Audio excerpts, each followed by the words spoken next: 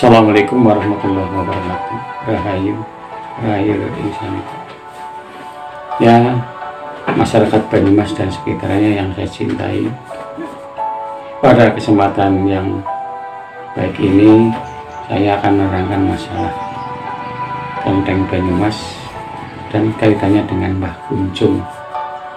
Sebenarnya Mbah Kunjung itu sudah banyak yang tahu di wilayah Banyumas, atau mendengarkan atau mendengarnya.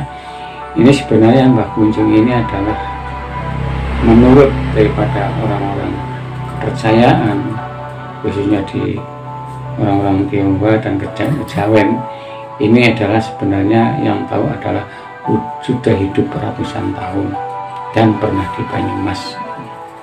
Sebenarnya Mbah Kunjung ini adalah seorang yang senang berkelana, yang terkenal adalah Eyang Lalang Buana atau Eyang Purbakesuma,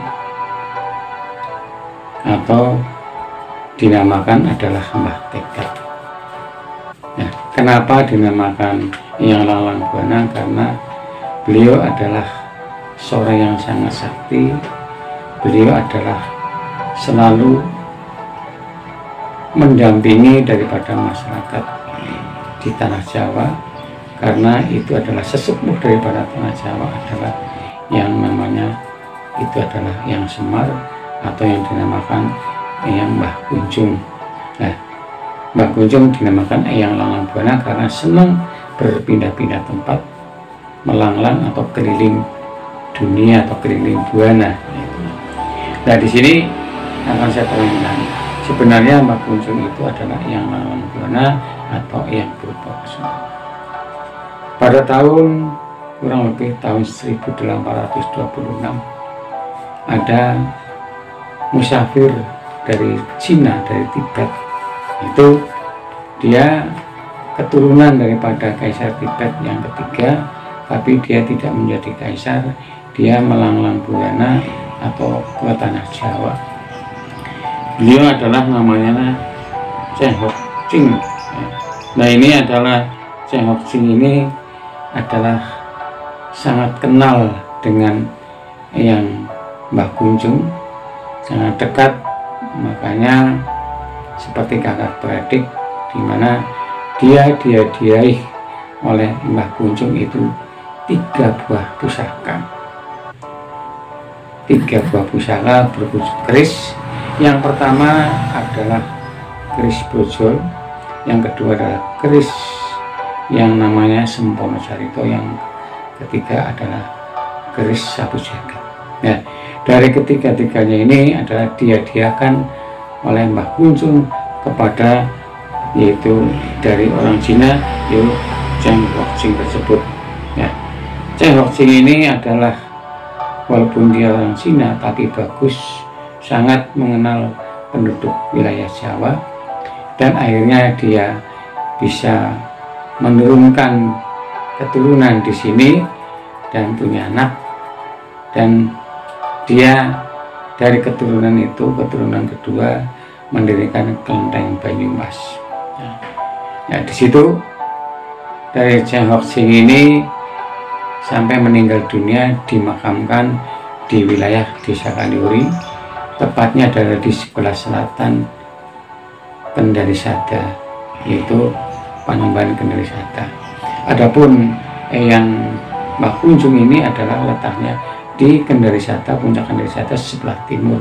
Itu adalah Eyang Lalang Buana atau Mbah Tekat atau yang disebut Eyang Purbakesuma tersebut.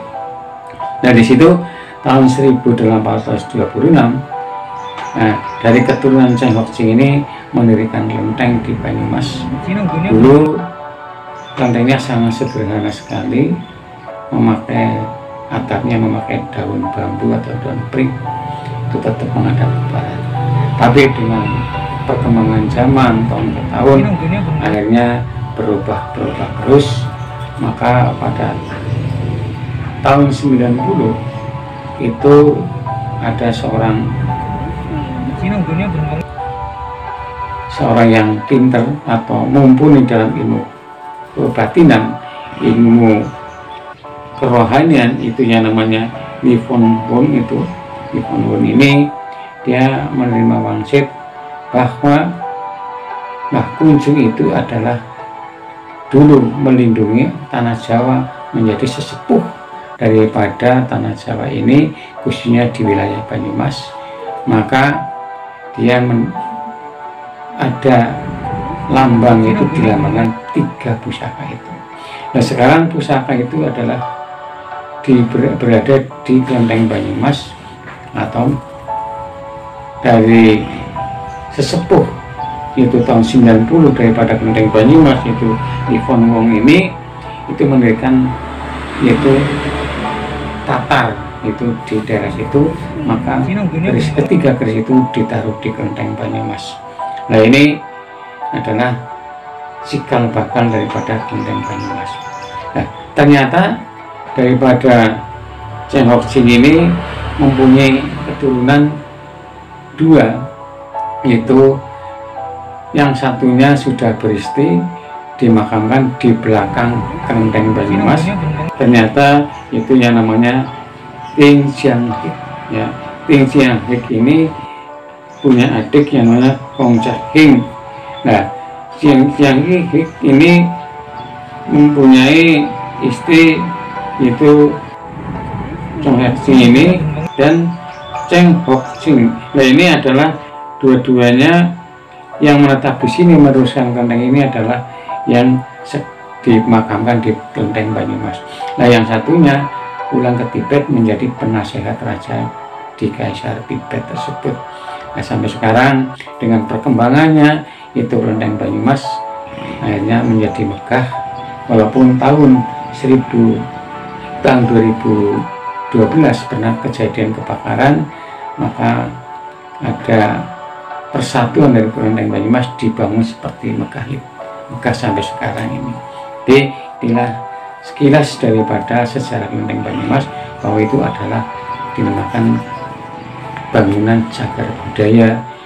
Makanya itu berdiri sekitar tahun 1826.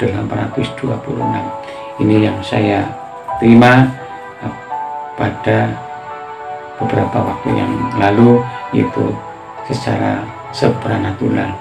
Mudah-mudahan bagi yang menghayati Kelenteng Banyumas dan yang menghayati masalah cagar budaya di wilayah Banyumas, itulah sekilas keterangan masalah Kelenteng Banyumas. Sekian, wabillahi taufiq wal hidayah. Assalamualaikum warahmatullahi wabarakatuh. Rahayu, rahayu, dari Samikum.